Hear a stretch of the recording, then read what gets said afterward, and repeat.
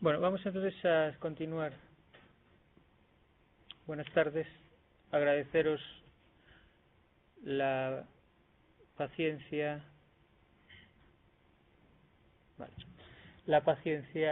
y la asistencia a la segunda sesión. He hablado hoy con el cantante de Los Ilegales y me dice que él estaría dispuesto a hacer una tercera sesión en julio. La vamos a dejar seguramente para septiembre, porque en julio no hacen actividades en la UNED, salvo que sean de cursos de verano. Entonces va a ser mejor dejarla. No creo que tampoco nos dé tiempo a acabar, con lo cual dejamos abierta la posibilidad de una última sesión o dos últimas sesiones, una de ellas con el cantante, con Jorge Martínez del grupo. Bueno, ayer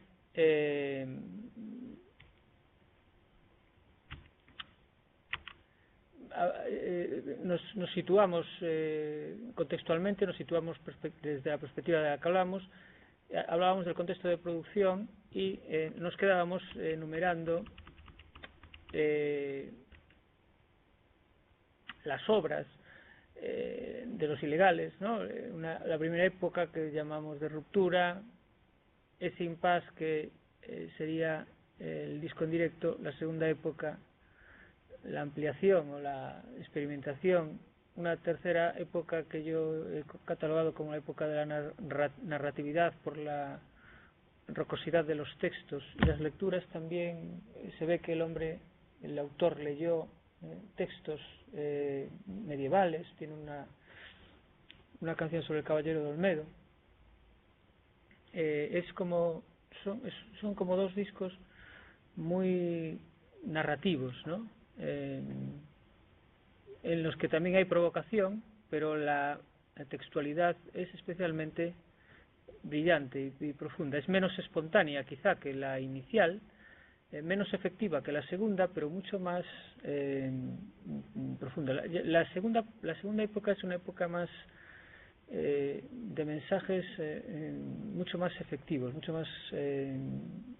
más sofisticada que la primera, pero que llega más, ¿no? Como más, es capaz de empatizar mejor con la gente. Ahora vamos a ver. Después el otro disco en directo, y después la cuarta época que yo he llamado la reinvención, que es estos tres discos, en el cual también estaría incluido el que va a salir ahora. Hay una característica importante en la obra de Ilegales, y es que no es un grupo que se haya repetido constantemente, no ha vivido de sí mismo, no se ha no se ha memorizado sino que ha seguido avanzando, ha continuado tocando las canciones importantes, pero no es de estos grupos de revival, ¿no?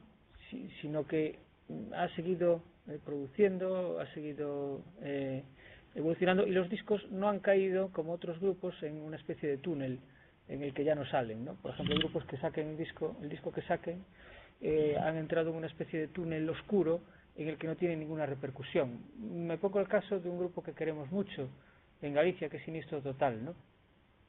Los últimos discos han pasado prácticamente desapercibidos porque han entrado en una especie de espiral y de deriva por la cual no han tenido la repercusión esperada, ¿no? Sin embargo, los discos Ilegales tienen como más recepción porque Los Ilegales ha sido un grupo que con el tiempo se ha ido revalorizando. Es un grupo que con el tiempo en las memorias colectivas y al ver toda la obra en conjunto, al ver todo esto en conjunto, uno puede ver una consistencia, una evolución, y eso que hemos dejado fuera toda una época que tiene en los últimos años, del 11 al 15, que montó un grupo que se llamaba Jorge Ilegal y los Magníficos, que era un grupo que hacía versiones de los años 40 y 50, ¿no? Con trajes, otra historia totalmente diferente, ¿no? Es decir, si veis ahora cómo se ha revalorizado tanto en la prensa como en los propios fans, etcétera, es un grupo que, digamos que no ha perdido el prestigio, ¿no? Tiene el prestigio intacto, a pesar de algunas cuestiones violentas, etcétera, ¿no? Bien, vamos entonces a pasar al estudio del autor, ¿no? Y decíamos que vamos a empezar por lo que dice el autor.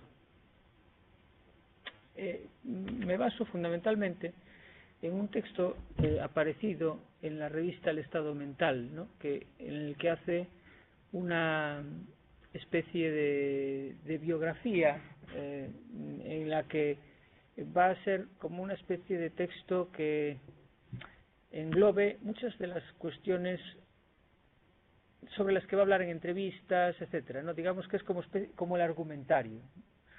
Por eso me parece importante, y fijaros cómo lo dice, ¿no? Bueno, al acabar la mili, a finales de los 70, volvió a la Facultad de Derecho y ya me di cuenta de que los años 80 habían empezado. Aquí hay dos cosas fundamentales para la juventud. La mili, ¿no? Que era una cuestión generacional, hoy en día esto ya no lo hay, pero fue un elemento importante en los grupos, porque la mili provocó la interrupción de muchos grupos o cambios en la juventud, ¿no? Porque suponía un año y pico fuera del lugar de origen, ¿no? Y después la cuestión de la universidad, ¿no? Estamos hablando a finales de los 70, no sé, 77, 78.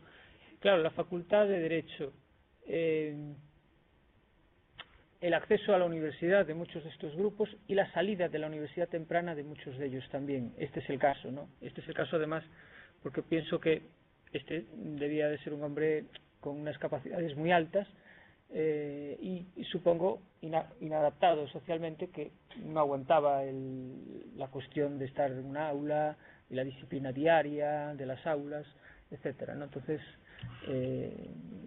como muchos otros, y esta cuestión, hay dos cuestiones aquí importantes, ¿no? Toda la cuestión militar es importante en este sujeto, en este autor. ¿Por qué? Porque tiene, además de una querencia por el coleccionismo militar, tiene soldaditos de plomo que fabrica, tiene los moldes, tiene, es decir, una querencia militar importante, y la cuestión de la violencia, ¿no? Que va a marcar definitivamente la idea de los ilegales. La cuestión militar va a estar permanentemente en el discurso de las canciones, y va a estar también en la ropa, en la estética. Vamos a ver, quizás nos puedes ayudar, Emilio, en algunas de las cuestiones, porque vamos a ver gorras militares, chaquetas militares, es decir, toda una estética que va a ir por ahí, ¿no? Y va a ser una de las cuestiones que se han dejado de lado y que son esenciales, es decir, el vínculo de este hombre, de Jorge Martínez, con lo militar, ¿no? Bueno, España era una olla a presión, había una corriente de actividad y creatividad tremenda, cine, literatura, música, pintura, cómics. Abandoné la carrera, ya no podía perder la oportunidad y abandonó la Facultad de Derecho. Este estereotipo es, como dije antes, es un estereotipo propio de la época, ¿no? Una persona que, cuando la sociedad está en tal ebullición, no es como ahora, ¿no? Hoy en día la sociedad es muy sistémica, entonces todos cumplimos una especie de cursus honorum, ¿no? Tienes 18 años, entras en la universidad, acabas la universidad, te compras un coche, yo qué sé, es todo como ya tienes la vida hecha desde los 14 años hasta los 80, ¿no? Que te tienes que morir, o los 90, es decir. Pero aquí, en esta época, al estar la sociedad totalmente en ebullición, la universidad, digamos, que se quedaba como una cosa absolutamente, una persona que tuviera inquietud y creatividad artística se quedaba como una cosa demasiado encorsetada. Además, daros cuenta que la transición en la universidad empezó un poquito más tarde, ¿no? Imaginaros lo que podía haber ahí. en universidades de provincias, etcétera, eso podía ser especialmente delicado, ¿no? Bueno, otra de las cuestiones esenciales, el recurso a una formación autodidacta. Hola, buenas tardes. ¿Recurso de los ilegales? Sí, sí. ¿Se puede? Sí, claro. Adelante.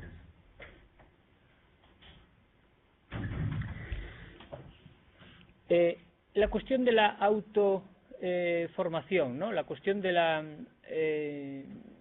formación propia del autor. Fijaros, él dice que establece dos tipos de formación autodidacta. Una, la musical, y otra, la formación general, ¿no? Fijaros, leyendo a poetas Juvenal, Marcial y todos los clásicos grecolatinos, Quevedo, Shakespeare, etcétera. Dylan me tiraba bastante menos, estudié los poetas simbolistas franceses, y yo tenía un calendario de estudio superior al que tenía en la universidad, ¿no? Es decir, él mismo quiere reafirmarse en su autoformación. Como veis, esta etapa, bueno, el texto es así de un tirón, etcétera, pero nos lleva a partir de una época determinada que es la universidad. ¿Qué pasa antes? Antes él, según varios artículos, entrevistas, etcétera, él tiene una infancia difícil, de chico problemático, que pasa de internado en internado. Es un chico de buena familia que no se adapta, ¿no? Y que está constantemente metido en problemas, en discusiones, etcétera, ¿no? Y tiene esos gustos ya por los soldaditos de plomo, y le gusta la música y la pintura, sobre todo. Veremos ahora cuando lo dice, ¿no?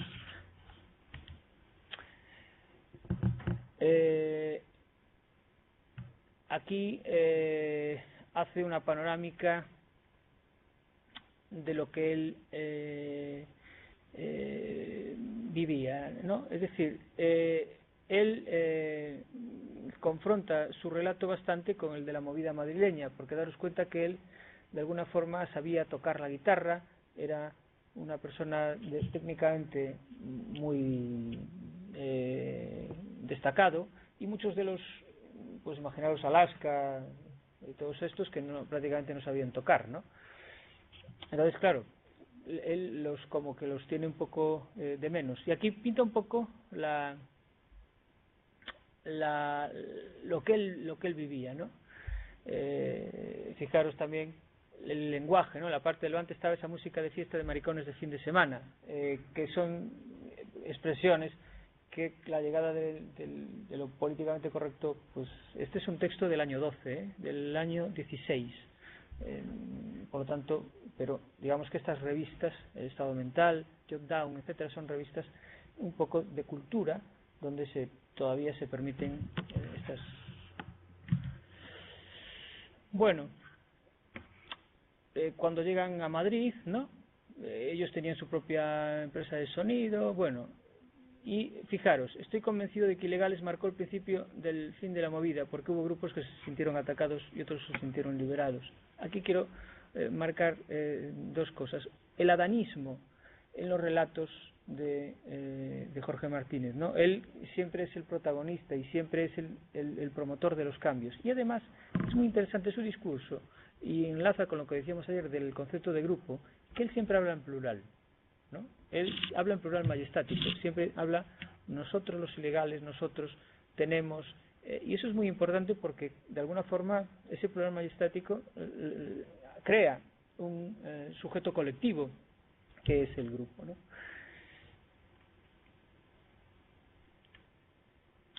Bueno, y aquí se sitúa, ¿no?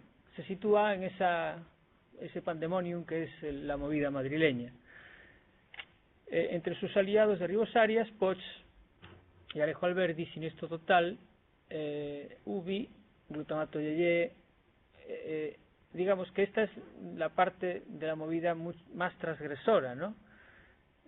Sobre todo Poch y Alejo Alberdi. Poch después desarrolló una enfermedad degenerativa y se murió, pero Alejo Alberdi sigue vivo y muchas de las reflexiones e ideas que eran los dos de Ribos Arias, se puede ver que también es una persona muy diferente, ¿no?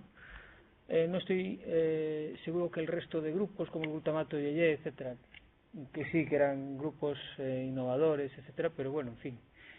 Y después el vínculo con Nacha Pop y con Los Secretos, porque Los Secretos tenían un guitarrista que se incorpora después, en el año 85, más o menos, que se llama Ramón Arroyo, que sí que sabía tocar. No era como... Bueno, sabía tocar mejor que los de la movida, ¿no? Entonces él tiene eso. Y después, una de las cuestiones... La historia es como la historia acontecimiental normal, ¿no? Es decir, la historia de la transición, la historia del siglo, no sé, la historia medieval de Galicia, o hay determinados mitos tópicos que se crean y empiezan a crecer. Y una de las cuestiones seminales o iniciáticas de los ilegales es este incidente con Gabinete Galigari. Es el puñetazo que le da a Ferni, el bajista de Gabinete Galigari. Este puñetazo ha quedado, ya lo veremos después porque lo vamos a ver en diferentes registros. Él lo cuenta así. Bueno, le insulta y le pega un puñetazo. Me pareció tan gilipollas su reacción que le lancé un derechazo a la cara y lo mandé al piso. Cosas que pasan, joder, sin más importancia, pero se hizo una montaña de aquello tremenda. El problema no es el puñetazo, es que eso ha quedado como una especie de idea de este hombre que iba dando puñetazos. Y ahí tiene otro puñetazo con desechables, con una chica, etcétera, ¿no? Pero él lo cuenta siempre. Entonces, ¿cómo se crean la historia de los grupos? ¿Cómo se crean los argumentarios? Se crean, habría que ver si es tanto de él como de la crítica que hace referencia a ese acontecimiento, ¿no? Es decir, esto lo han dicho Jesús Ordovás, lo han dicho todos los periodistas de la transición, ha quedado registrado en muchos de los libros que recogen algunas de las notas de lo que sucedía ahí. Y él pues dice, bueno, como esto forma parte de mi historia, yo también doy mi versión de ese hecho, ¿no? Es decir, ese puñetazo es esencial para entender la historia de los ilegales. Bien, el éxito, ¿no? No teníamos residencia fija, vivíamos tocando constantemente por toda España, tocábamos todos los días, joder, viajando a diario por aquellas carreteras asesinas donde se la pegaba mucha gente. Bien. Este es quizá uno de los pasajes que más nos sirve para dibujar la España de aquella época de las carreteras odiosas, ¿no? Las furgonetas, las carreteras tremendamente, bueno, que iban a bien, pero no eran como ahora, ¿no? Hubo el caso de Eduardo Benavente, que se mató un coche, etcétera, ¿no?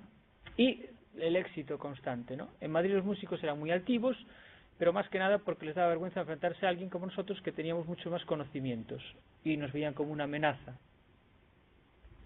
Bueno, y estos son los desechables, que es otro de los, como os digo, otro de los tópicos. Pero fijaros, como siempre, establece una idea de confrontación con Madrid, ¿no?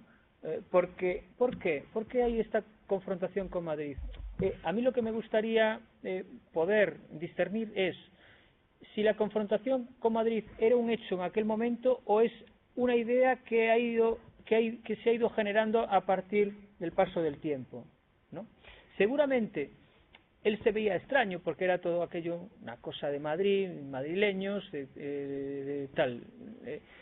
Pero yo creo que el relato se ha ido acrecentando a medida que ha pasado el tiempo, porque durante muchos años todo lo que se escribió de música transicional estaba basado en una idea centralista de la música, ¿no? Entonces, en esa idea centralista de la música, los ilegales eran un sujeto muy secundario, ¿eh? Y acordaros el adanismo que manifiesta él. Entonces él trata de también situarse en ese espacio madrileño, ¿no? Cuando habla de que bajábamos a veces y cuando bajábamos, hay una entrevista a Jesús Ordovás que decía, cuando bajaba Jorge, llegaba y le daba puñetazos y se follaba, entre comillas, a todas las tías de Madrid, ¿no? Es decir, como el bruto que llega, ¿no? Como muchas veces sucede con la idea de centro y periferia, ¿no? etcétera. Entonces, esto responde un poco a todas estas articulaciones que hay en los relatos previos, porque daos cuenta que esto es del 16, ¿no? Bien, el público, ¿qué es lo importante, ¿no? Y esta es la gran riqueza de este grupo, como os he dicho. El público que lo sigue en esa primera época, el público que mantiene después y el público que ha ido, que ha mantenido, que ha seguido escuchando las canciones y que ha escuchado las nuevas. El grupo de Facebook de Ilegales tiene 35.000 seguidores, o sea que quiero decir que no es un grupo menor y es muy activo. Yo creo que las redes y etcétera lo mantiene muy vivo todo esto, ¿no? Y por supuesto el vínculo con Latinoamérica, ¿no? Bueno, aquí habla de Madrid. Bien, otra de las cuestiones, las mujeres y las tías pijas. Llegó un momento en que acabé harto de rollo rockero porque era una presión brutal y empecé a enrollarme con tías muy pijas, con modelos de primera. Salí con muchas modelos de estas tope que conocía en coctelerías. Una vez me invitó una amiga a uno de esos desfiles de moda, pero yo no me veía en ese lugar, así que me largué con el novio de un modisto y empezamos a meternos de todo y terminamos en un garito y nos pusimos hasta arriba. Y cuando regresamos al desfile de marras ya había terminado todo.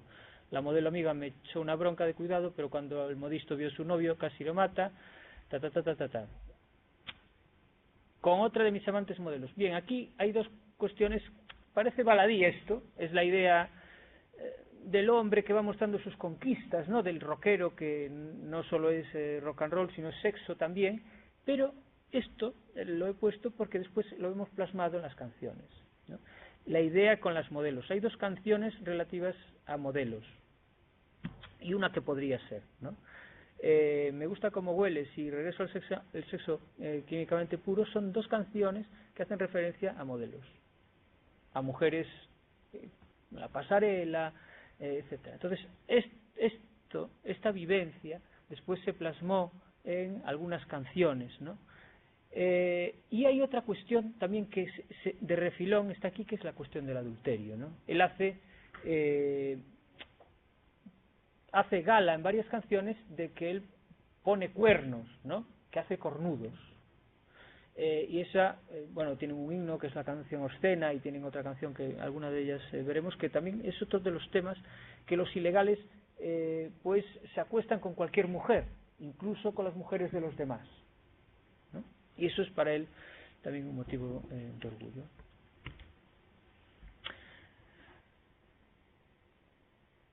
Aquí las peleas, ¿no? El batería le tiraron una botella que cayó del cielo y se quedó hecho polvo, no podía hablar, invertía las sílabas, etcétera. Bueno, lo que sea, ¿no? Las ambulancias y la droga. La violencia está claro, ¿no? El sexo está. La violencia es otra de las cuestiones, ya no solo con el puñetazo al chico de Gabinete Galigari, sino en general. Él se decía que iba por Gijón con un stick de hockey por un problema que tuvo con unos yonkis, etcétera. Digamos que él vivió siempre un poco al margen de la sociedad estandarizada y se relacionaba con todo tipo de gente donde la violencia era una parte fundamental, ¿no? Y la droga. La droga, él dice que no es adictivo, o sea, que no desarrolla adicción, porque puede tomar, pero que no le provoca adicción, pero refleja o hace mención siempre de los problemas que tuvo la heroína con su grupo, ¿no? Y la cocaína. Hablábamos ayer del 1.000.000 de pesetas que dice que se gastó un bajista en la época que estuvo en Ilegales. Tanto el batería original como el bajo original acabaron teniendo problemas importantes con las drogas, ¿no?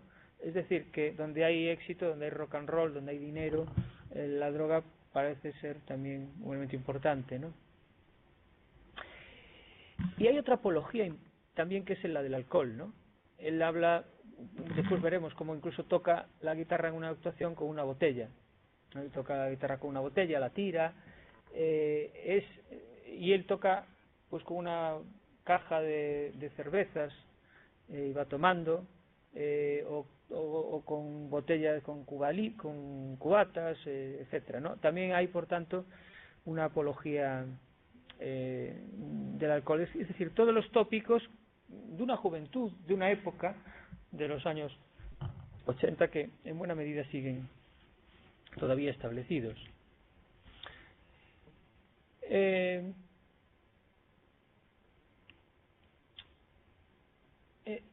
Su relación con tenía claro que los medios de comunicación que clamaban por la libertad de expresión, etcétera. Yo creo que él se dio cuenta de que todo este discurso duro que muestra de violencia, sexo, impactaba mucho, ¿no?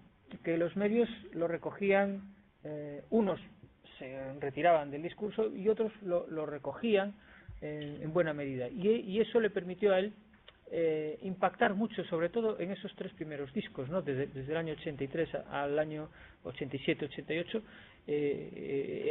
fue esencial, ¿no?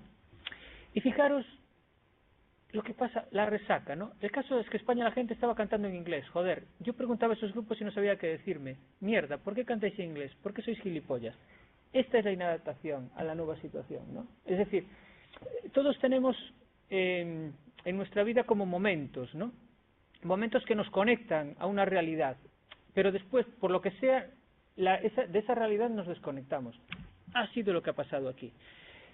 Esa primera época de ilegales, la segunda, que ya es un poquito de bajón, cuando sale de eso, cuando él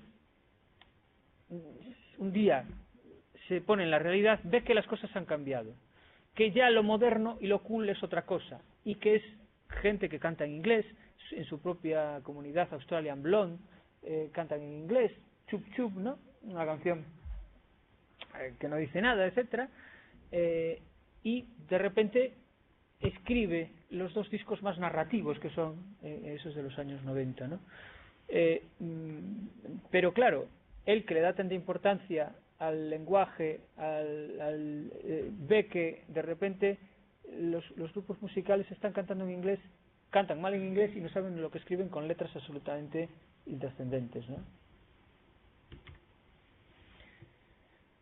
Bueno, esto me parece muy honesto. La peor época de mi vida fueron los años que tuvimos mayor éxito, con mucha diferencia, porque cada día era una angustia absoluta, me sentía devorado.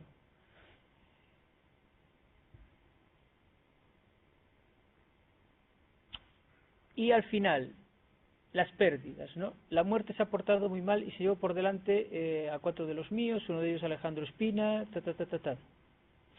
El chico no tenía adicciones ni nada de eso, bebía poco, tenía una hija y una vida ordenada. Esta es una característica de los líderes, ¿no? Porque aquí tenemos que hablar de la idea de líder y de Mesías, que adopta un poco como macho alfa de la manada. Si os fijáis, los grandes líderes dicen poco de ellos y mucho de los demás. A mí me da la impresión durante en momentos determinados que él como que juega con la gente que tiene alrededor como peones, ¿no? Le pasa lo mismo a Loquillo. Loquillo se ha cargado a todos y cada uno de los trogloditas y de los músicos que tiene con él. ¿Por qué? Porque ha dicho que eran heroinómanos, que eran alcohólicos, que se habían separado, que tenían problemas con no sé qué. Pero de él no sabemos nada, ¿no? De Jorge Martínez sí que sabemos mucho, él habla de sí mismo, etcétera, pero quizá sus compañeros igual no desearían decir que eran heroinómanos, que tienen problemas con el alcohol, que si tenía o no tenía adicciones, si bebía mucho o poco, etcétera, ¿no? Es decir, se trata un poco de esa idea que se crea siempre de los grandes líderes, que tienen gente alrededor, grandes aduladores, y se va la personalidad humana es así, ¿no? El ego, aunque pienso que lo tiene bastante controlado. Esto es sobre el amor, ¿no? El amor no solo no es para todo el mundo, sino que muy pocos individuos son capaces de sentir, generar o padecer tan extraordinaria mistificación. Ligar el amor a una imprescindible carga sexual es desconocer el hecho del amor. Estaría muy equivocado si creyese que todo ese sexo que ha llenado parte de mi vida ha tenido algo que ver con el amor. El viaje hacia las más oscuras profundidades del yo está lleno de peligros. Mirarse en un espejo es altamente arriesgado, porque puede que lo que veas no te guste. Estas dos frases, estas dos ideas, ya suponen un cambio de registro en el discurso del líder, ¿no?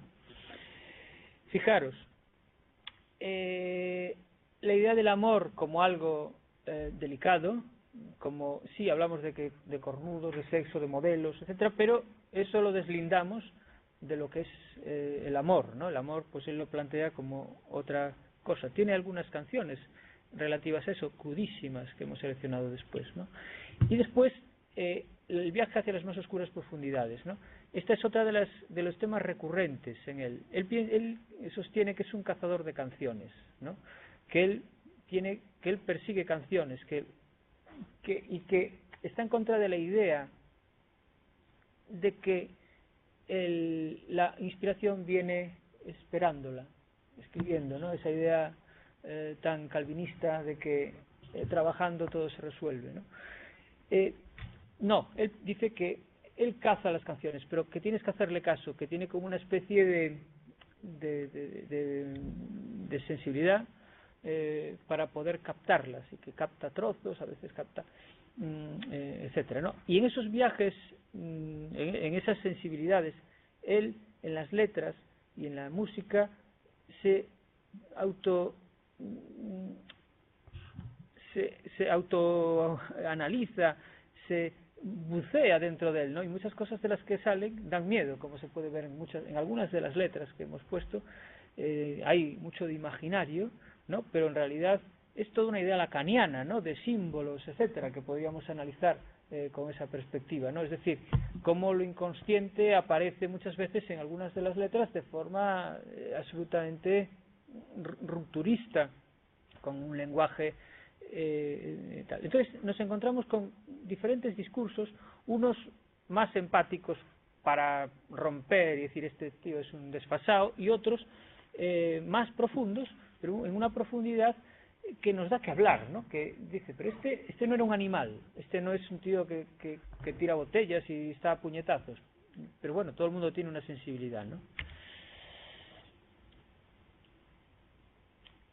Bueno, esta es parte del autor entrevistado, ¿no? Ese era el autor escrito, lo que él decía, y ahora vamos a ver algunas respuestas, algunas preguntas. Bueno, he escogido de algunas entrevistas solo. Esta entrevista de la revista Jot Down, de Alberto Gamazo, pienso que es una entrevista, bueno, bastante documentada, y que responde bien para lo que nosotros queremos, ¿no? Bueno, mi padre vivía de su sueldo, estaba como secretario de Justicia Municipal, nunca nos faltó de nada, aunque a esa nobleza ya se le hizo muy a menudo, es decir, sus orígenes, ¿no? Que no tiene ningún problema en hablar de sus orígenes, digamos que no hace un elogio de la pobreza, sí que hace un elogio de la decadencia y de esa casa de Bulnes donde él vive, ¿no? Es una especie de caserón, como lo que aquí llamamos un pazo, ¿no? Una casa grandísima que no puede mantener y que es parte del imaginario de los ilegales, porque la Casa del Misterio, que es una de las letras más importantes y una de las canciones más importantes de los ilegales, es esa casa precisamente, donde en los últimos años él la ha abierto, ha hecho un estudio allí, y la ha abierto pues a juntanzas, a entrevistas, la ha enseñado, etcétera, ¿no? Bueno, la cuestión política, Tierno Galván era un portento intelectual, hablaba muy bien, sin embargo ahora son unos gañanes. Él apoya el movimiento 15M, por ejemplo, es decir, se manifiesta siempre, bueno, pues de alguna forma como una persona que apoya pues las causas revolucionarias, etcétera, ¿no? Su idea con la pintura, ¿no? Que era muy bueno en la pintura y que en su casa no le dejaban comprar una guitarra y que a partir de los concursos de pintura pudo comprarse una. El comportamiento generaba una corriente de imitadores, no encontraba sitio y tenía que prepararme para examinarme por libre, lo que exigía una preparación muy superior. Fue una canción realmente amplia. Eso es lo que os decía, ¿no? Una persona que no se adaptaba al sistema, ¿no? Fijaros, David era yonki. Un día me encuentro un montón de yonkis en mi casa, todos mal encarados, al parecer no tenían existencia. Es la idea del stick de hockey, ¿no? Por eso andaba con un stick de hockey, pues para asustar a la gente. El stick de hockey tiene una canción que se llama así, y en el último disco, fijaros, en el documental aparece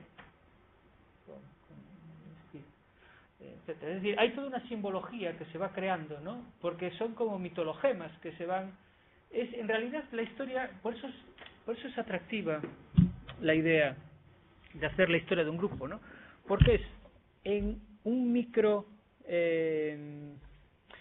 campo la historia que se hace en general, ¿no? Es decir, te vas a encontrar si cogiéramos aquí 40 entrevistas, el 90% de lo que se pregunta en las entrevistas sale en todos estos temas, no hay más. La colección de los soldaditos de plomo, que tiene la bofetada al de gabinete, y después la eterna dualidad si es persona o personaje, ¿no? Todos estos grandes hombres, todos estos grandes personas, digamos que desarrollan un personaje, ¿no? Entonces la gente se pregunta, pero ¿eso qué es? ¿Un personaje? ¿Es así? ¿No? La gente le interesa, digamos, la parte más de cotilleo y no la parte más de creación. Eso no tiene ninguna importancia, ¿no? Si es un personaje así, si le gusta bucear o no le gusta bucear, que es otro de los temas, ¿no? Sino que eso forma parte de una especie de curiosidad o de curiosidades que alejan el foco del verdadero objeto de estudio, ¿no? Que es, aunque ayudan, ¿no? Es decir, pero por las letras, etcétera, debiera de ir más la cuestión, ¿no? Fijaros, solo veían Madrid, estaban restringidos a un terreno muy pequeño. Cuando caemos en Madrid, la avenida se agota. Y después, este dato que hay dos discos que volvería a grabar, Agotados y El corazón es un animal extraño. Aquí veremos después que hay un problema importante en estos dos discos, ¿no? Él generalmente graba en Gijón y masteriza en Torres Sonido, que es el estudio de Joaquín Torres, que fue un músico de los años 70, no me acuerdo ahora el grupo, guitarrista. En ese estudio han grabado pues muchísimos grupos españoles, ¿no? Los Secretos, Danza Invisible, bueno, Los Hombres G, muchos han grabado ahí lo masterizaban, lo mezclaban bien. Agotados de esperar el fin, que es este lo grabaron en Madrid, porque ellos querían grabarlo en Madrid y la producción le salió mal. Y después él siempre dice que este disco quedó un poco acelerado, que cuando se hicieron la mezcla, que tiene un poco de aceleración, que en realidad debería ser más reposado. Y es cierto que la producción no es como los otros discos, ¿no? Y el otro es Agotados de esperar el fin. El corazón es un animal extraño, que es un disco, bueno, aquí solo lo tengo que es este, ¿no? En Avispa, que tampoco está grabado en Gijón, está grabado en el estudio M20 de Madrid, y que él dice que lo grabaría de nuevo. Es interesante porque son de los pocos discos que no tiene a René de Copó como ingeniero de sonido, etcétera. Bueno, fijaros, yo siempre quise grabar Agotados, que es este, con René y Pedro. Pedro es Bastarrica, el que vimos ayer en la entrevista, pero la discográfica nos dio carta blanca y Willy insistía muchísimo que a lo mejor iría a Madrid. Al final fuimos víctimas de nuestras propias decisiones. Importante eso, reconocer los errores, ¿no? Reconocer los errores propios. Bueno, había llegado una mañana puesto de anfetas y decidí que no iba a la cama y me encontré con un amigo está ahí, lo que está haciendo es mostrando algo que dijimos ayer, ¿no? Que es la cuestión de su conexión con la realidad, la denuncia de esa reconversión industrial que está sucediendo en Asturias en los años 80 y que es dura y que muestra también el agotamiento de una parte de la población, ¿no?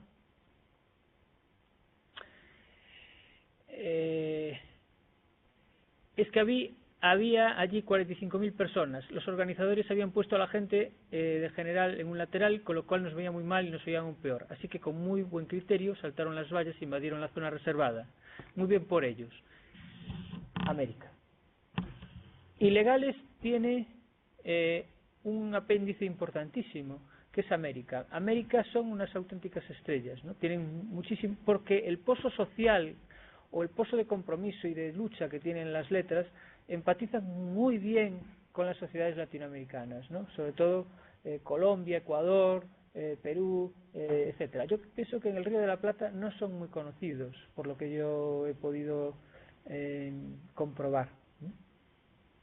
Pero en esa parte de Latinoamérica sí, que son conocidos. Bien, y a mí un tema que me ha hecho pensar durante muchos años y que no le doy dado una contestación solvente, porque pienso que tampoco es solvente todas las contestaciones que veo alrededor del uso de esvásticas en los años 80 y la canción Hey Hitler, ¿no? Que es una de las canciones, no es para mí problemática a nivel de lo que dice, sino hacer referencia a algunas de estas cuestiones en un país que acaba de salir de una dictadura, ¿no? Que todas estas simbologías y todas estas cosas debieran de estar un poco cuidadas, ¿no? Bueno, esa canción, la de Hey Hitler, está hecha para molestar. Compartíamos local con Mónica, eran nuestros colegas, pero eran unos hipiosos muy dogmáticos y queríamos cabrearles.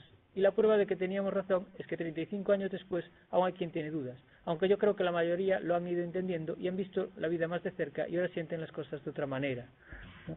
Sí, él dice que Hey Hitler era un ataque contra estos hipiosos, etcétera, que era una forma de provocar, etcétera. Después veremos la letra. A mí me queda siempre la duda, igual que me resultan absolutamente absurdas todas las justificaciones que ha hecho el cantante de Gabinete Caligari sobre el uso del expresionismo alemán y el uso de esvástica en concierto. No me lo creo. No me creo que en una sociedad que sale de una dictadura, que ahora ellos llaman fascista, no sé qué, no sé cuánto, que usen una esvástica. Ya sé que el punk las usaba para provocar, etcétera, pero no eran sociedades que venían de una dictadura, ¿sí? Así como tampoco me resulta, hay otro debate interesantísimo en el mundo del pop español, que es el de la canción El Imperio Contraataca, ¿no? Hace poco manteníamos una discusión. El Imperio Contraataca es una canción de los Nikis. Hay dos posturas. La postura que dice que esa es una canción para ensalzar la idea de España, del imperialismo español, y aquellos que dicen que era una broma. Claro, yo no sé cuál es, ellos lo niegan, por supuesto, pero si uno lee las entrevistas a Joaquín Rodríguez, el cantante de los Nikis, el bajista de los Nikis, y si lee el libro, pues a mí me quedan muy pocas dudas de lo que es, ¿no? Una persona pues de pose estética que a mi juicio por lo que dice, no sé, pues bueno, que tiene pues una cierta ideología más próxima a eso que a otra cosa, ¿no? Claro, que queremos no ver la realidad muchas veces, sí, pero no pasa nada, ¿no? Los hombres que iban con muñequeras de banderas de España. Yo creo que el compromiso político puede estar por varias, no solo por una idea, sino por otras. No es el caso. Jorge Martínez es un hombre con compromiso, pienso que más bien de izquierdas, una persona más culta y leída, Pero la canción esta de Heil Hitler, a mí no sé cómo, no logro situarla, ni si la analizo desde un punto de vista consciente, aunque sea con esto, o inconsciente, que es todavía peor, metiéndole un análisis ahí de símbolo, etcétera, o de emisor receptor, lo que queráis, esa canción no acaba de funcionar en un razonamiento racional, ¿no? Bueno, estoy a favor de la SGAE, estoy a favor de que todo trabajador... Este es otra de los grandes... por eso que es un autor que se ha ido posicionando. Está en contra de la rueda de la SGAE, ¿no? Esta cosa que hay por la SGAE, que precisamente hoy hay ayer entrevistaba Juan Carlos Monedero en su programa de público a dos de la SGAE que hablaban de la rueda, ¿no? La rueda es una especie de idea creada para hacer música a altas horas de la madrugada y ganar dinero con los derechos de autores. Si encendéis la tele a las 4 de la mañana o a las 5 de la mañana, veréis música en directo. Eso es la rueda. Es decir, autores que a partir de una editorial propia de la televisión crean derechos de autor que le devuelven a la televisión, etcétera, ¿no? Y él se posiciona. Esa es una de las razones por las cuales no ha podido venir, ¿no? No ha podido asistir por videoconferencia. Y otra es la cuestión de la estética que también decíamos ayer. Vamos a ver también, como hemos visto algunas aristas importantes en el discurso, vamos a ver una arista estética. Hay una arista importante. Un grupo así, un grupo de sexo, de drogas, etcétera, que mantiene una estética pulcrísima, ¿no? Una estética pulcrísima, cuidada, incluso últimamente uniformada, es decir, digamos que perfecta, ¿no? De un grupo de rock and roll perfectamente estructurado. No es el típico grupo que se sube al escenario con una camiseta y un vaquero, ¿no? No es eso para nada. Es un grupo que, aparte de cuidar las letras y la música, cuida también la estética. En los últimos años, Jorge Martínez ha hecho exhibición seguido de polos Fred Perry, ¿no? Tanto en manga larga y en manga corta. Entonces es una de las cuestiones importantes, ¿no? El uniforme sería Fred Perry arriba, un pantalón vaquero y unas botas de rockero, porque además eso es importante, no ha perdido nunca la bota de rockero, ¿no? Que es un elemento estético fundamental, ¿no? Muchos empezaron con botas y pues han pasado a zapatos. No, bota, ahora ya no es la bota entera, la campera, etcétera, sino que es una bota media caña, etcétera, pero sí que se guarda una estética de rockero, ¿no? El rockero no solo tiene que serlo, tiene que parecerlo, tiene que cuidar esa imagen, ¿no? Los polos Fred Perry son el uniforme del rockero elegante. Además, no hay nada más resistente y rentable que los vaqueros, y los Fred Perry son indestructibles. Bueno, esto, si analizamos, si nos ponemos ahí estupendos, ahí es un análisis, la continua, el argumento y el contraargumento, ¿no? Para cuando dices como algo que piensas, lo contraargumentas para alguna entrevista, para decir, bueno, no os creáis que tal, ¿no? Muchas veces lo hacemos. Dices algo y te das cuenta y dices, va, pues...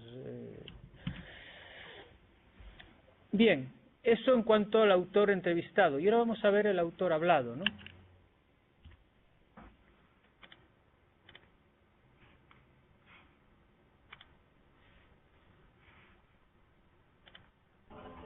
Tenía cuerdas oxidadas, joder, del clima de Menorca y de Palma. Y se deterioran con mucha facilidad. Son unas cosas estupendas, pero las cuerdas duran poco. Así que ya sabéis cuando vayáis de gira por ahí.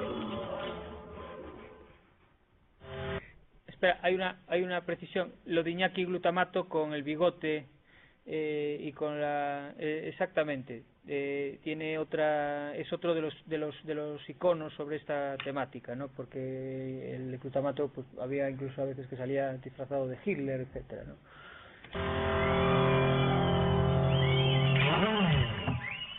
Voy a proceder muy brevemente a presentar la siguiente canción, muy brevemente, porque tenemos solo hasta las 12. A las 12 tenemos que cortar el sonido. Bueno, nos queda todavía la hostia, 1 hora 3/4, ¿eh? Tenemos solo 2 horas para un concierto que dura 2 y media. Bueno, pues la siguiente canción es una canción que se llama El Demonio. No va dedicada a ese tipo rojo con cuernos y rabo. Va dedicada a un delincuente infantil de Sevilla. Supe de él porque, bueno, fue unas de esas convenciones que hay de la Sociedad General de Autores, en la que todo el mundo expone sus pretenciosísimas ponencias, toda esa gente que confunde lo deseable con lo posible y tal. En fin, estaba harto de oír tanta gilipollez y me fui a tomar cervezas por ahí y oí hablar del demonio por primera vez a la policía de Sevilla. Hablaban del demonio con cierta admiración, porque conseguía unos robos muy limpios con una banda que eran entre 13 y 17 años, lo hacía muy limpiamente. Y bueno, el tipo se ganó una gran pasta con eso y una buenísima reputación. Pues nada, allá va, para todos vosotros, El Demonio. Bueno, veis cómo hay alguna conexión con lo escrito, la violencia, el ensalzamiento de la delincuencia. Bueno, pues me parece muy interesante hacer un... Bueno, aquí vamos a combinar también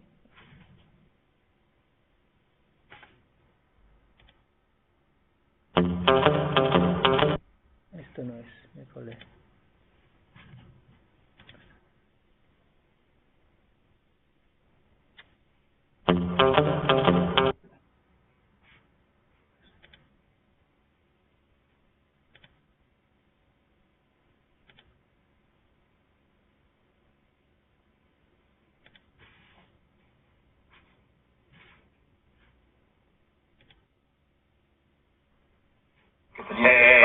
Jorge.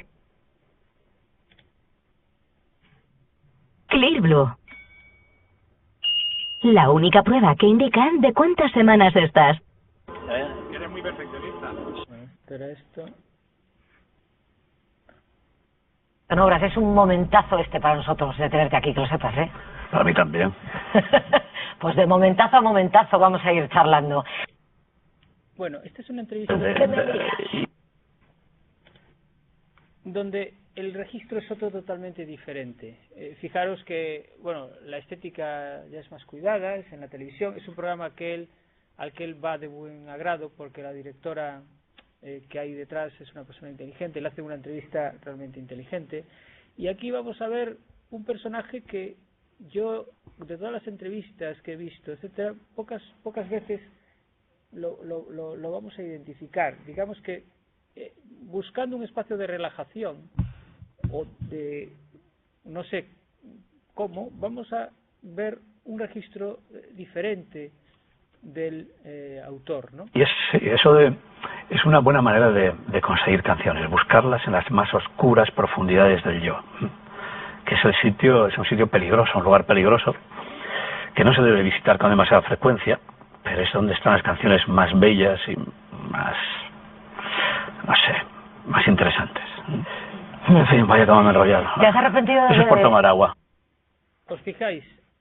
La misma estructura. Se deja llevar como que el personaje, o como que sale algo, de repente se relaja y abandona el personaje y sale otra cosa, ¿no?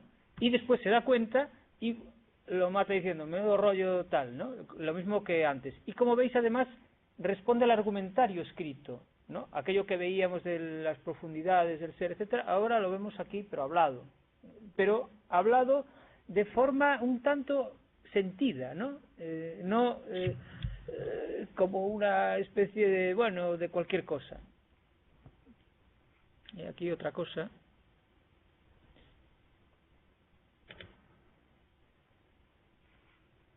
Rock and roll es pura basura. Hay rock de basurero.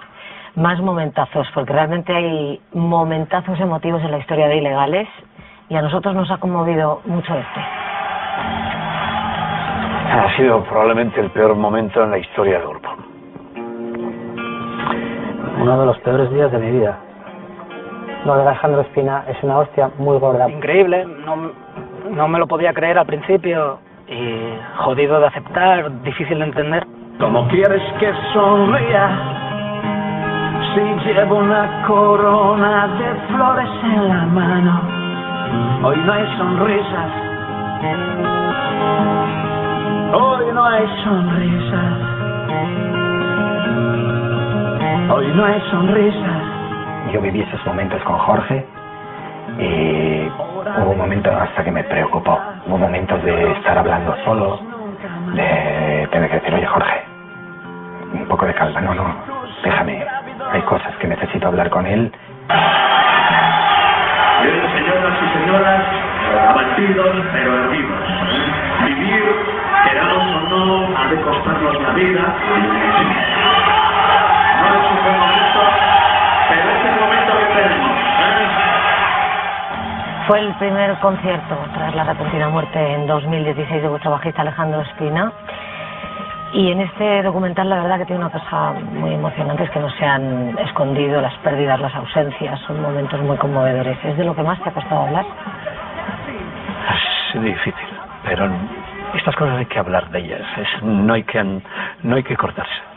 Yo le vi crecer, entró con 20 años en el grupo y si él creció en el grupo, completamos nuestro crecimiento dentro del grupo y discutimos muchas veces, ¿no? Estuvimos en acuerdo, en desacuerdo, corrimos aventuras juntas, nos quedamos colgados dentro del Lincoln Tunnel en Nueva York, en una avería, yo que sé, nos pasó de todo. Y esas cosas unen mucho, sobre todo las dificultades, ¿no? De un momento difícil, muy duro. Pero no se ha ido. Que no se ha ido. Claro. Bueno. Te voy a enseñar algo. Bueno, si vierais ahí se quiebra, ¿no? La persona, de las pocas veces que ese hombre que se folla a medio mundo y que se pelea con todo el mundo, de repente en una entrevista lo vemos quebrado, ¿no? A mí esta entrevista me parece, cuando la estaba preparando ya hace meses, me sorprendió muchísimo, porque es un registro del autor, porque fijaros, la oralidad es muy diferente a la escrita, ¿no? La escrita es más fría, pero aquí estamos viendo los tonos, los ojos, la postura, etcétera. Y otra cosa por la cual he extraído este extracto, y es, fijaros, el coro. Hay gente ahí que ya no forma parte de Ilegales, que formaron parte, pero que habla en plural. O sea, que el coro que tiene alrededor, que hablan todos como si fueran grupo, etcétera, ¿no? Juan Flores, que es el que decía que habló con él, no sé qué, que le preocupaba. Ese hombre fue saxofonista de Los Ilegales, estuvo entrando, saliendo del grupo, pero sigue ahí, ¿no? De alguna forma. Quiere decir que parece que hay un cierto sentido de pertenencia del grupo, lo que también nos refuerza la idea, ¿no?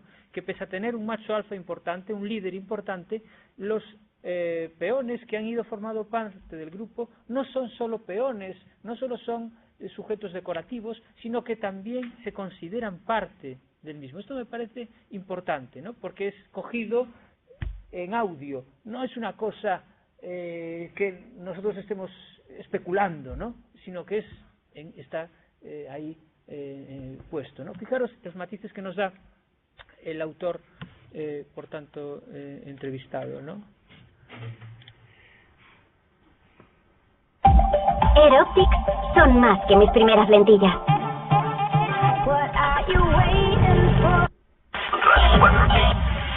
Radio 4G. Sábado 26 de abril es Madrid en el bar. En Bilbao, en Café. Del sábado 23 al sábado 21. Pasarnos a esa buena gira, pues sería buena. Eso estaría muy bien, ¿eh?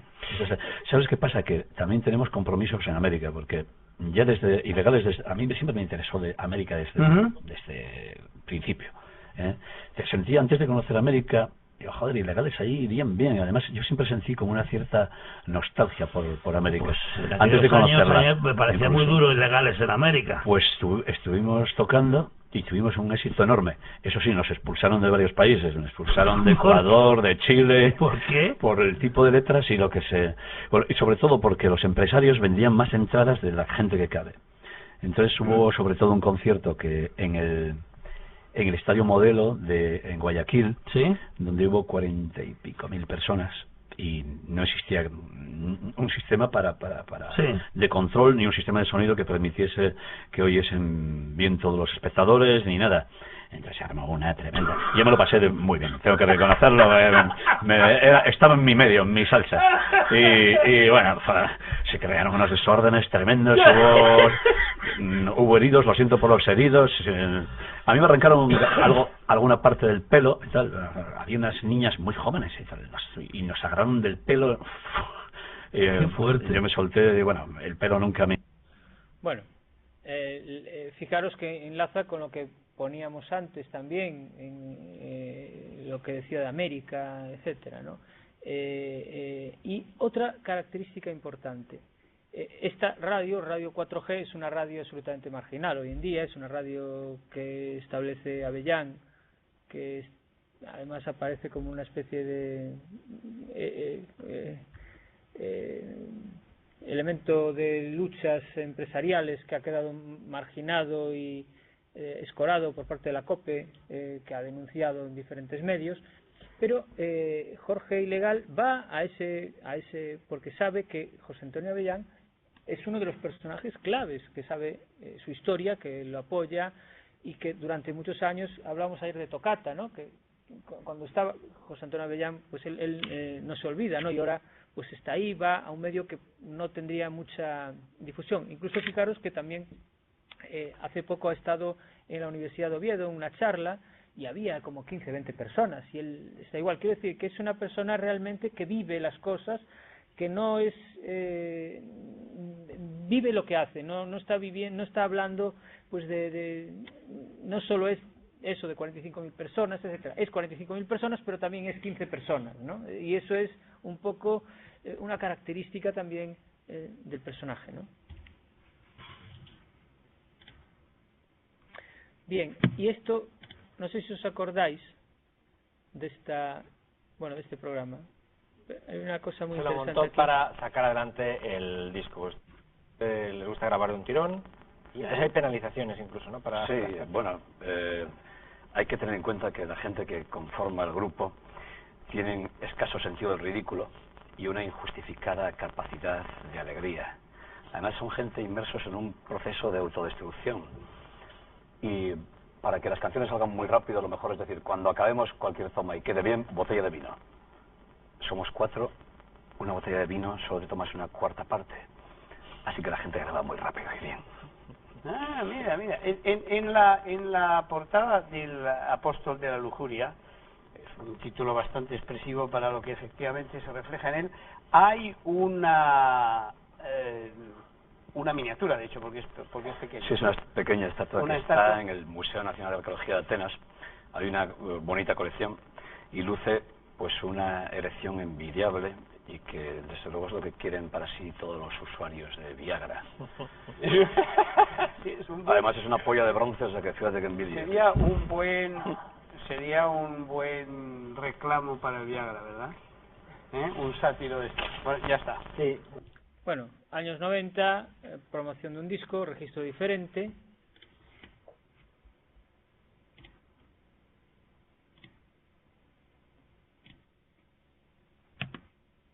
Esto a ver, ahí, no, Marujita, Jorge y Marujita, ahí están. Mira, si ahí tú te quitaras medio kilo de nariz, quedaría...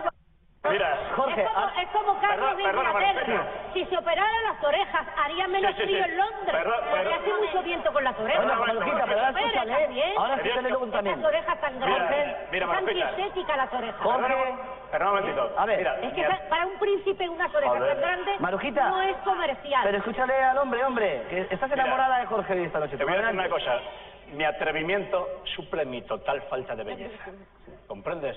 Además, yo en mi profesión no me defiendo con la imagen, como que tú sí, dices. que yo me defiendo con una guitarra en la mano y le hago cada guarrería. Mira, tú con esa guitarra. Con esa guitarra. Una pregunta, Marujita, ¿tú sabes que este hombre...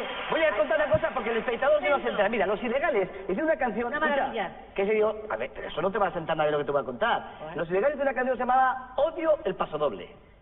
Pues lo de mi arma... Fue este. Pues hijo, si tú... Bueno, aquí es un poco el desarrollo del personaje, ¿no?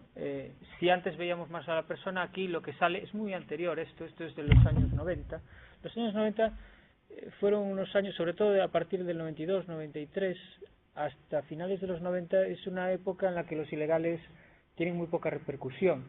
Está ese disco que hemos visto de la estatuilla de bronce y está que tuvieron muy poca repercusión. El grupo es el momento en el que se rechaza todo lo que hay en los 80, las revistas especializadas los abandonan y prueba diferentes cosas, y una de ellas es desarrollar el personaje, pero ahí estamos desarrollando todo lo que veíamos de sexo, drogas, rock and roll, atrevimiento, etcétera, y él mismo dice que se cansa de esto porque no da para más, ¿no?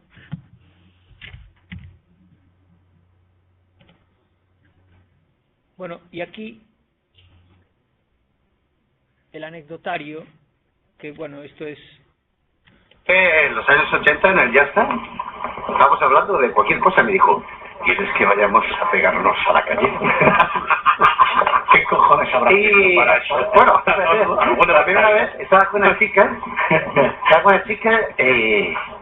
hablando en la cama, no habíamos puesto a fallar todavía, y me dijo, el otro día estuve con un tío que me echó un polvazo de la hostia. Le digo, ¿quién? Jorge de los Ilegales. Folla de la hostia. Total que preferí quedarme charlando en vez de follármela porque no quiero que me comparen. Profundiza en el aspecto sexo, machismo, macho alfa, etcétera, ¿no? Gran Vía, Madrid, España.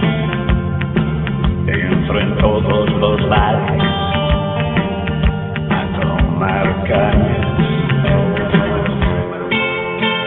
Cada día hay cervezas peores, pero puta mierda, esto sabe a... Joder, su vaya mierda de cerveza que tenéis aquí. Mi recuerdo de hace 30 años es un recuerdo de shock. En ese momento la verdad es que no tenía mucho autocontrol. Cuando en mi memoria el estado, el shock de la hostia que me pegaste. Una vez comí unas anfetaminas, así que boom, reaccioné con violencia. Vamos a hacer, no fue un cross, fue un directo. Pero y llegó Santiago Serón en ese momento. Jorge, cuidado, suéltalo.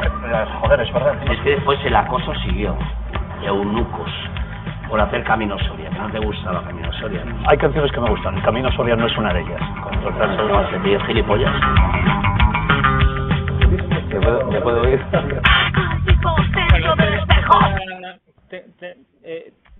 El tema del puñetazo, ¿no? Reunieron para esto y fijaros cómo se cuenta, bueno, en el documental, este es una especie de adelanto, pero en el documental se cuenta con un poquito, pero me parece bien así. Y fijaros que él es amigo hoy en día del cantante y también está el chico de la frontera, etcétera, ¿no? Bueno, seguimos entonces.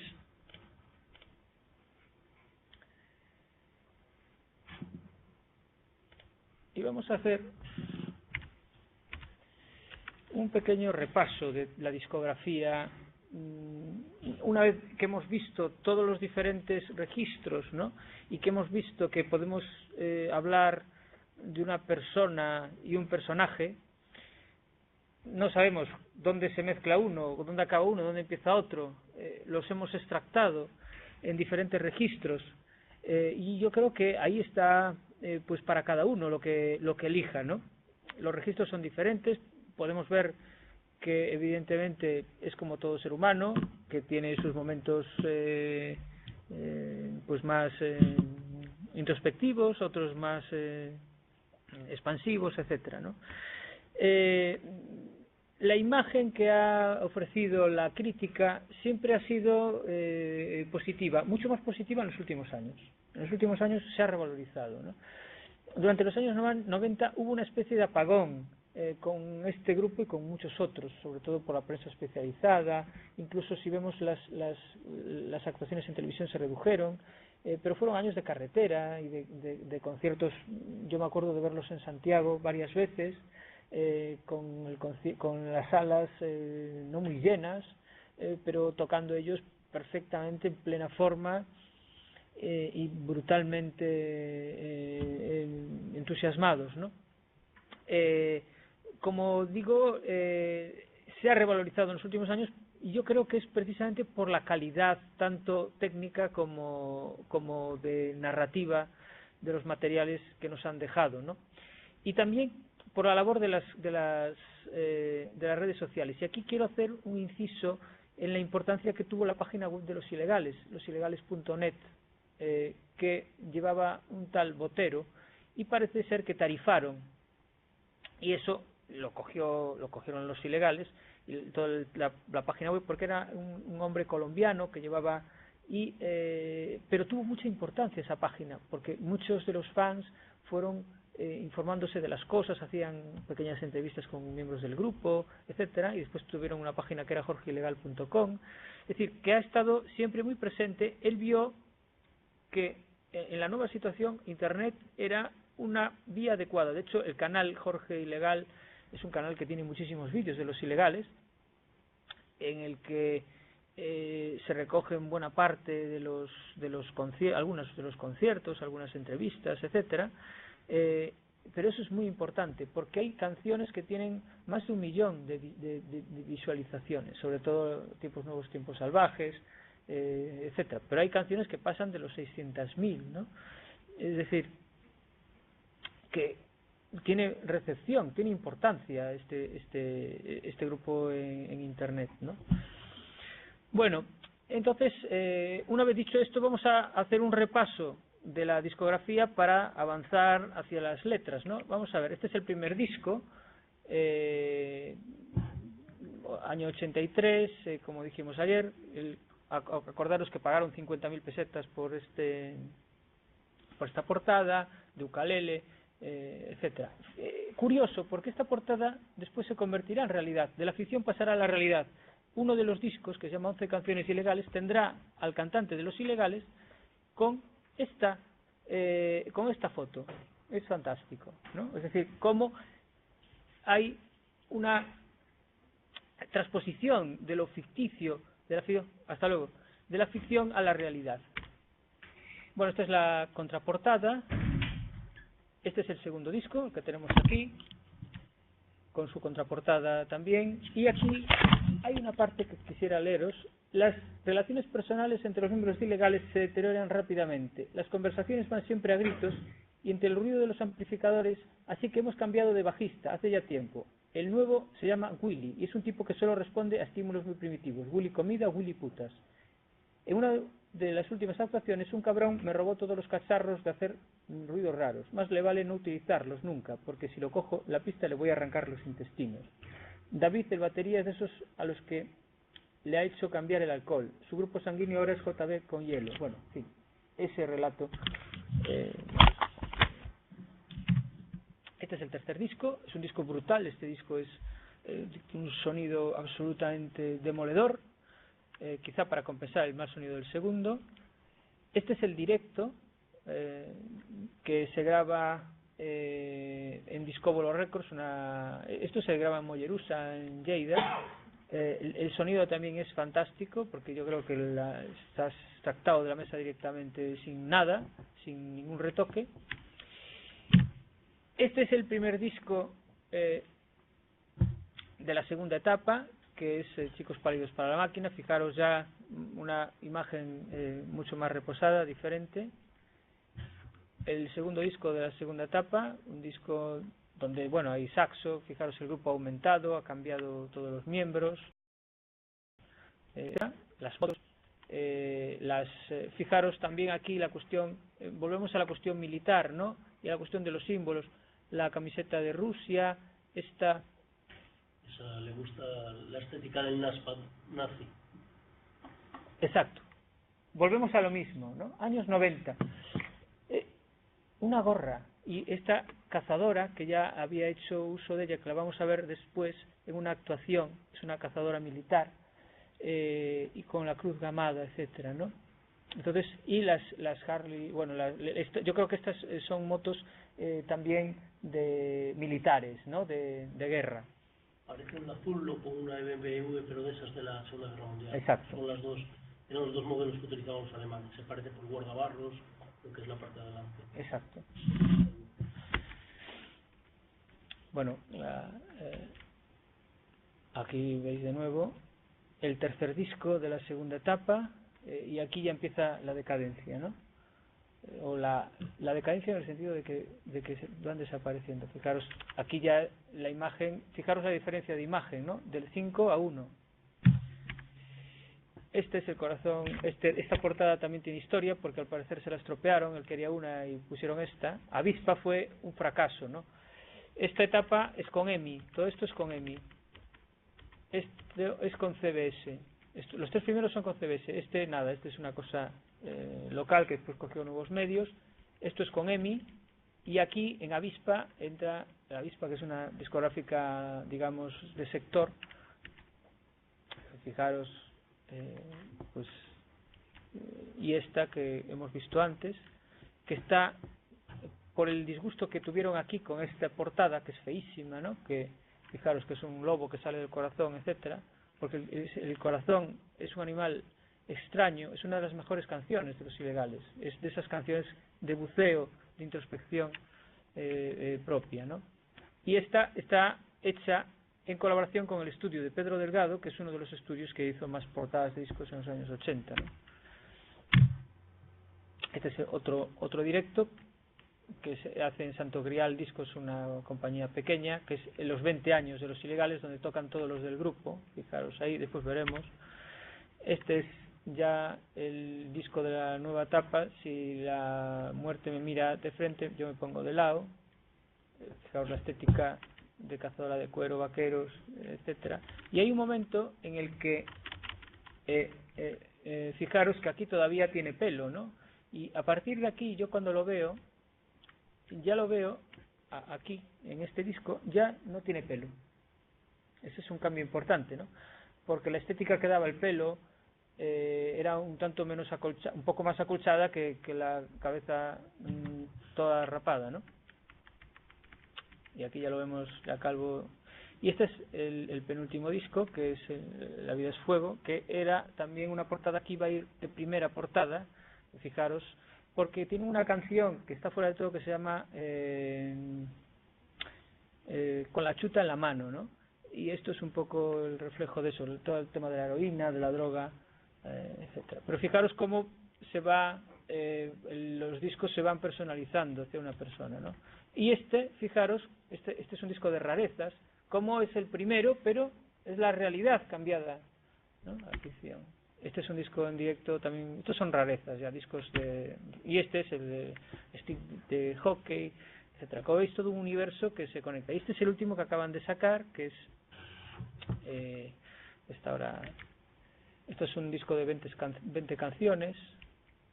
Esto es el disco de todas las canciones de Los Ilegales, etcétera. Y aquí están los productores, ¿no? Los productores que son fundamentalmente de todos los discos son Estudios Eolo Gijón, René de Cupó, y las mezclas en Torres de Sonido, como os he dicho, menos estos discos que hemos visto antes, y hoy en día están en Virgin Records. No sé si el disco último, el de Vida entre las hormigas, que es un documental y un disco, una canción original y canciones regrabadas, salió en Virgin, y la promoción fue intensísima, porque podéis encontrar entrevistas en todos los medios, ¿no? El Público, el Diario.es, El País, etc. Bueno, y aquí llegamos al repaso en la música. Vamos a poner un par de ellas y damos paso a las preguntas para acabar, porque no nos da tiempo a analizar. Sí, inspiraciones en la estética de las utilizadas por el ejército alemán, exacto. Por eso que fijaros, lo que yo no logro extraer bien, explicar bien, es eso, ¿no?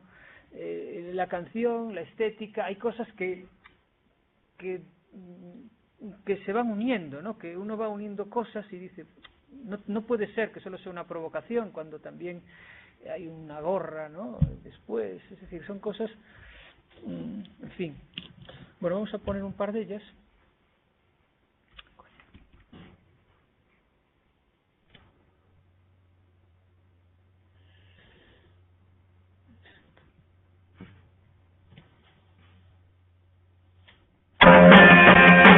Bueno, este es un concierto del año 81, que es antes de grabar incluso.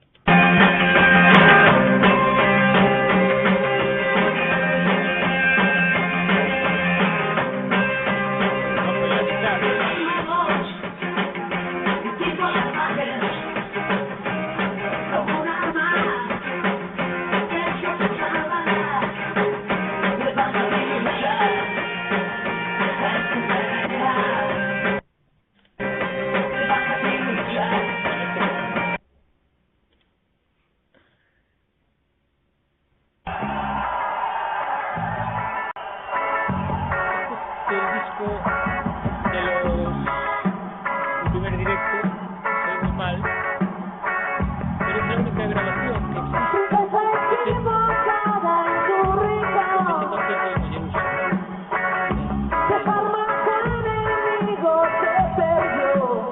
Interesante esto por la carga también en el imaginario de los ilegales que tiene. Y con esto vamos a acabar.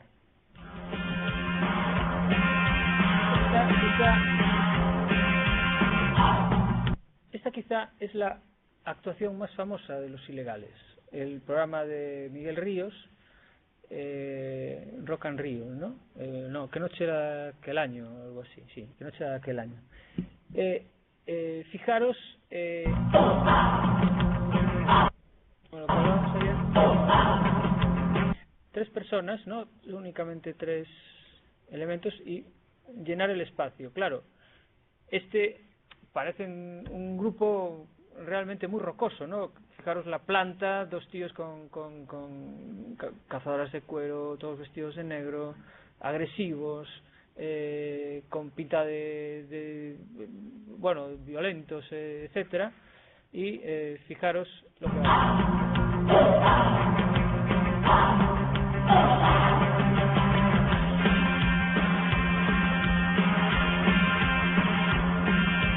Tengo un problema sexual. Esta cazadora es la cazadora que sale después, es la misma que sale en donde están sentados en las motos.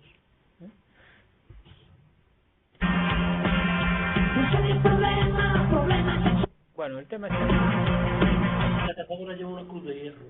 O sea, una cruz de hierro. Que le gusta mucho esa estética, aunque la cruz de hierro es se empieza a dar en tiempos de Napoleón, la gente la conoce por la Segunda Guerra Mundial, ¿no? Básicamente. Nos lleva también a esa idea de que le gustan los soldaditos de plomo, las batallas, todo un imaginario, ¿no? Bueno, este es el momento clave.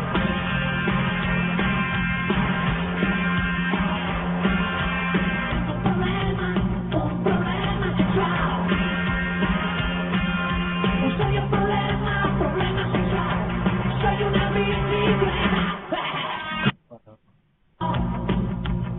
Aquí está. Mi careto, cambie de canal.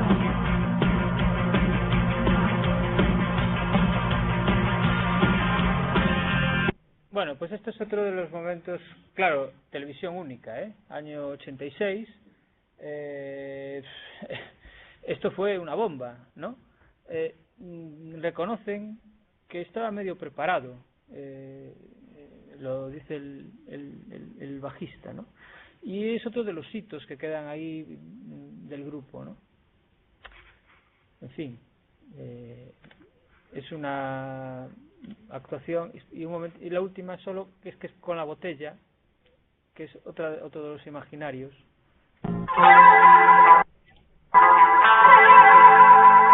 La Casa del Misterio, que es una... No tenemos tiempo.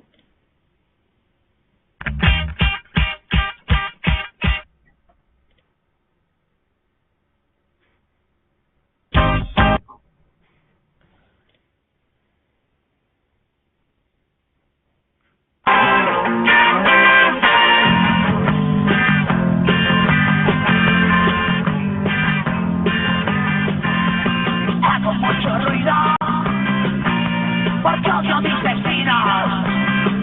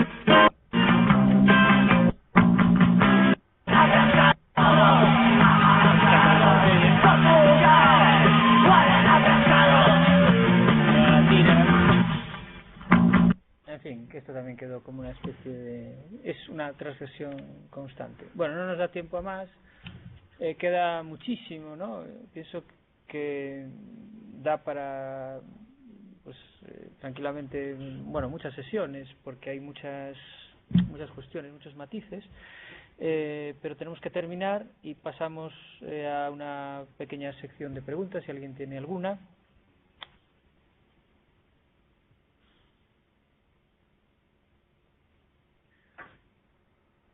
¿Alguien desde casa tiene alguna pregunta?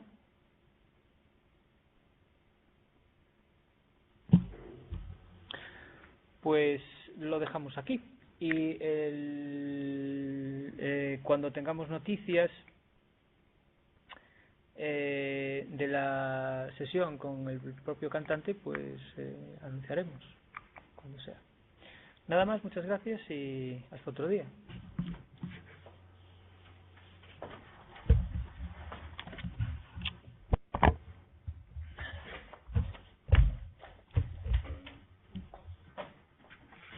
Bueno, fui muy optimista porque, claro, con todo el material que tengo, fijaros que quedaban todos los textos, en fin. Yo ya los tenía, vamos, hace tiempo que he dejado de seguirlos. Al principio sí, en los años 80, yo recuerdo de haber ido a algún concierto y de provocarme esas reacciones. Es decir, pero estos de qué van, a mí me molesta verlos, me encanta escucharlos, pero verlos no me gustaba.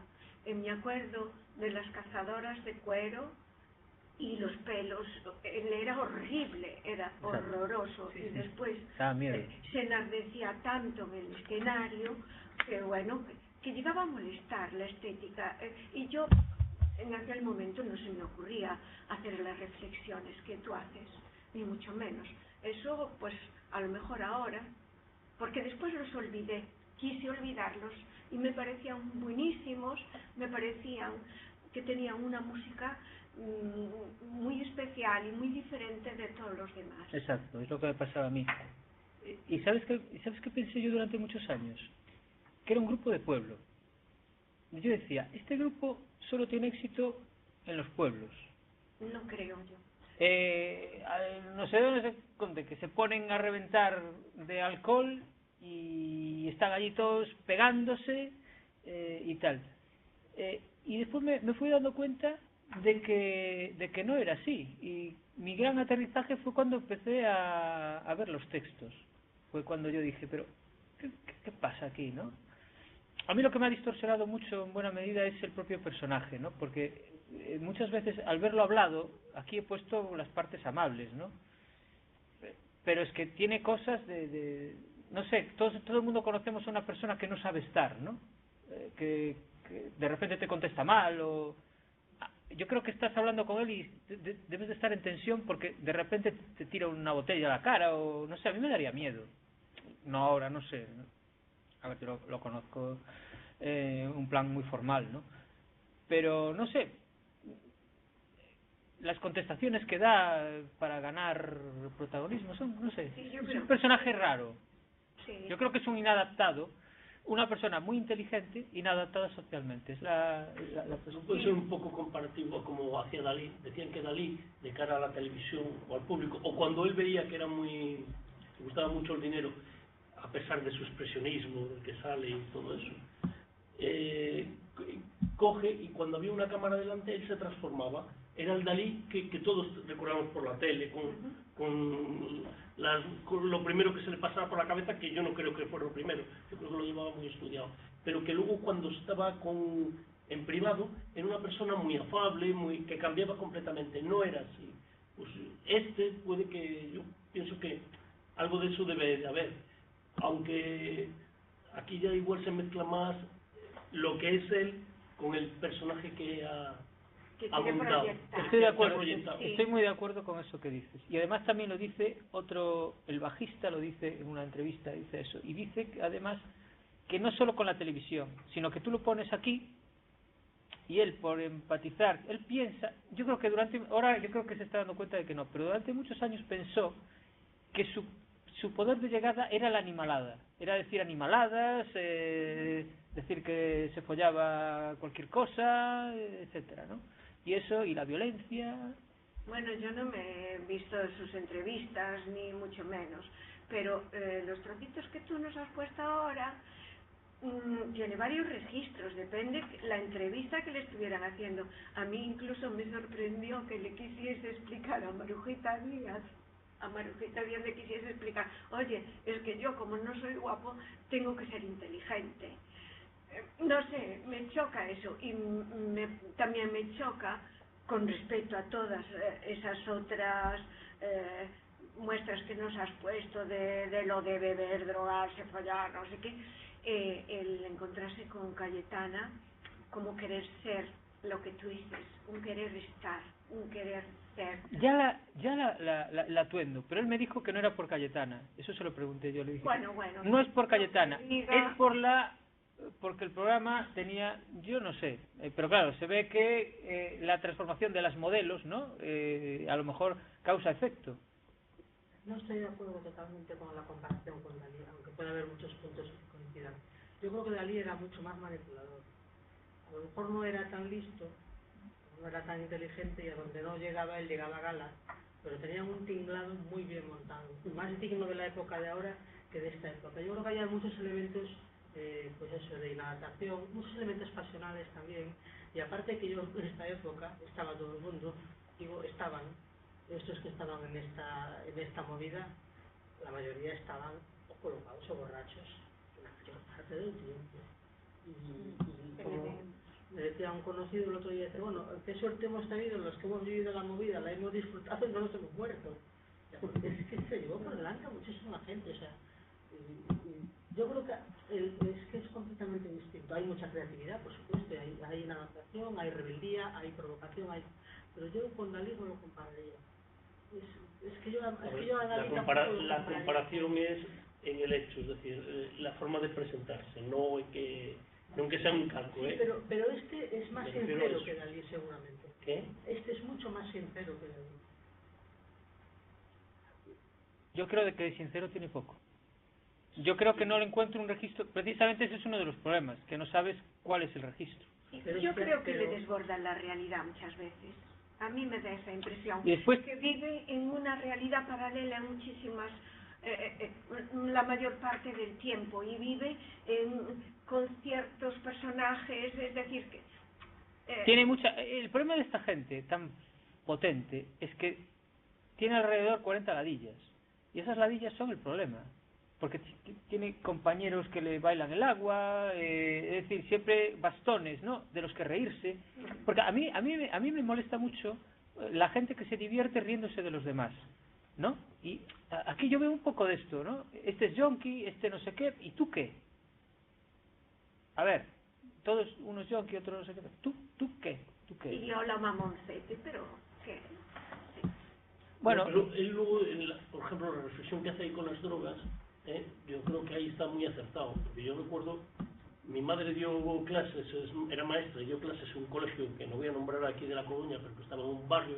Cuando vino después de 12 años estar en una aldea y vino a La Coruña, le tocó uno de un barrio, y le tocó venir a principios de los años 70, es decir, cogió toda la transición de los 70 en ese colegio, y a principios de los 80 ella comentaba, por hermanos de alumnos que ya había tenido, un montón de ellos habían muerto a causa de la heroína. Una pasada de ellos, es decir, no solo cogió a los grupos musicales, en donde entró arrasó, es decir, en aquellos años. La gente que yo llegué a tener una compañera que me dijo, no, tal, pero yo controlo. Digo, ¿tú sabes lo que estás haciendo? Y yo controlo. Heroína. ¿Por qué? Porque se echó un novio que estaba en una pandilla y se picaban. Sí. Ella era de Monte Alto. Clase sentado, pupitre con pupitre, durante 3 años. Y el último año me dijo eso. La vez siguiente que la vi, ya no la reconocías.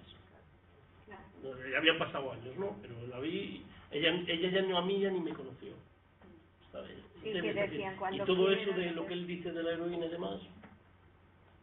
¿No? En cambio, por ejemplo, dice la cocaína. Claro, de cocaína uno se mete y va muy guay. Porque uno que se emborracha y se pasa, ¿cómo acaba? Por el suelo. Porque dice que es peor, está diciendo la comparación con que es peor ir borracho. Es decir, porque el alcohol es más difícil de controlar, sobre todo si mezclas. Y el además a alcohol esas está edades. permitido y bien visto, o sea, ahí ya no hay nada. Está bien visto es decir, si controlas. Sí, si no eres un tío. La cocaína no está bien vista en ningún lado, es decir, porque es ilegal ya de entrada. Pero, ¿qué pasa? El que va puesto de cocaína va de guay, porque además no vomita, no queda por el suelo, es decir, por lo menos de entrada. Es más limpia. Claro, es decir, no se ve. Era lo que, por ejemplo, en películas como una de Bruce Willis, de la primera, aquella Jungla de Cristal, hay un ejecutivo que es que está haciendo, que luego muere al poco. Claro, los americanos castigan al que se está metiendo cocaína. Pues, pero el tío que es el que va a negociar, ¿qué está haciendo en un momento? Yo lo negocio muy bien, que se está metiendo unas rayas de cocaína, ¿no? Es decir, pero quedaba de momento quedaba muy finito. Yo creo que claro, y esta gente estaba drogada. Sí, lo que pasa es que él convivió con todo eso, y yo creo que cuando eres el que te salvas, es muy duro, ¿no? Porque sabes que te salvas porque otros, yo creo que eso tomó conciencia, porque otros cayeron, ¿no? O sea, tú estás en eso, tú te salvas, pero es que otros cayeron y los ves caer, ¿no? Y eso es tremendo. No sé, a mí me parece, al final toda esta gente artista y tal, yo creo que son gente hipersensible. Yo creo que este hombre es un hombre hipersensible ante la realidad, y que sufren muchísimo. Entonces tienen tal nivel de sufrimiento que distorsionan, ¿no? Que se distorsionan. Lo malo es lo que crea eso, ¿no? Lo que crea eso es la idea de líder, de macho alfa, de toda una serie de cosas que, claro, son la parte B del asunto, ¿no? Y después el impacto social que tiene eso, porque él me decía, es que tú no te puedes imaginar, yo voy a cualquier sitio y todo el mundo me conoce, me alaba, pero claro, tú imagínate tener que hablar con 30 tíos, que tú para él eres Dios, y tú tienes que responder a eso. Y si eres una persona hipersensible, este hombre cuando acaba un concierto acaba muerto, porque él realmente está viviendo lo que está tocando, ¿no? No es un ejecutivo, un administrativo que está tocando una canción como una orquesta, ¿no? Entonces eso es muy, quiero decir, son vidas que nosotros hablamos, ¿no? Y como estás diciendo, que muy difícil. Y creo que es muy fácil para ellos caer en drogas, en todo tipo de cosas. Pero tiene muchos más aspectos que ese, porque verdaderamente él está tocando ahí. Bueno, cuando graban en directo, además se ve visualmente. Ellos están representando un papel hasta cierto punto, porque verdaderamente si representan todo estaríamos ante una obra de teatro, no estaríamos ante un concierto en vivo, que es una cosa muy distinta. Entonces ellos están elevados a su máxima potencia, con la técnica que queráis, al pueblo, y la gente que está abajo también está elevada a su máxima potencia. La gente va más a esas cosas porque es un momento pues como de hermanamiento, una sintonía coral en este tipo de conciertos, que te crees que toda la humanidad es tu hermana. Pero hoy en día si vas a un concierto, yo hace 2 años que fui, y la verdad los que éramos tocaban en Caldas, toda la gente pues que estaba, no había ningún tipo sí, había porros, había... Pero en esta época una bestialidad. Claro, esa época sí. Aunque yo, como os digo, en la época de los 90, me acuerdo en Santiago que vinieron 2 veces y los fui a ver, la cosa no iba muy bien, no iba muy bien. Y los que estábamos porque nos gustaba, ¿no? Entonces ahí ya ibas, porque eran salas pequeñas y tal, ¿no? Sin embargo, en Santiago habían tenido un concierto bastante memorable, no en Santiago mismo, en las afueras, que habían hecho ahí en un pueblito un local que te mueres, que él acabó rompiendo la guitarra y todo. Sí, claro, porque esa es la imagen de la estrella. Sí. La gente volvió a casa a 4 patas o un tractor, no sé cómo, claro. Aquello era la barbaridad. Pero era la época de eso, o sea, yo creo que estas historias no las podían impostar tanto. Realmente eran ellos así, y una persona normal, domesticada entre comillas, tampoco daba esto. El problema es que los que escriben los relatos, que es otro de los temas que tratamos ayer, hacen hagiografías. ¿entiendes? Los textos que hay sobre grupos musicales son hagiográficos, donde se ensalza al artista, no son estudios. Por eso, a ver si ahora hay gente que los lleva desde un enfoque más alejado, no hagiográfico, no que sea una loa del grupo, ¿no? El documental tiene un poco de eso, ¿no? Que hay críticas, se habla de él en varios sentidos, pero el resto,